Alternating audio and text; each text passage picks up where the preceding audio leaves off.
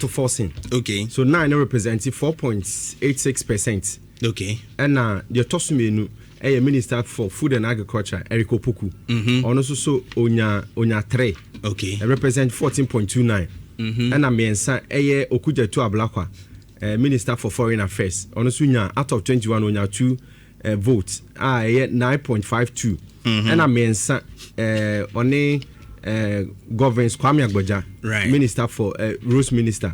Also, you have 2 votes, 9.52. Okay. And the Tosunum so Dr. Mwako Hene, Ashanti Regional Minister, and John Janapo, our Minister for Energy and Green Transition, 1.76. Now, poor performing ministers, out of 21 callers, emu 8 say St. George and West, into Onya 8, into 8 in 38.10, and Joseph Nikpe Bukari, Minister for Transport.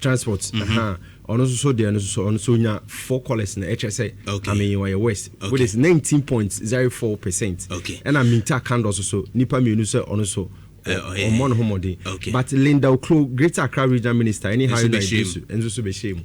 Okay, it is the best to Forson and the West. The West is so St. George. All right. I was here able post on Nhyira socials. Nina, who statistics Nina showing ministers no said on modern boy ACT and of course on modern boy be an assessor and then of course be choose to be an reshuffling now. Mama, 2 on the New STC ultra modern bus terminal no free.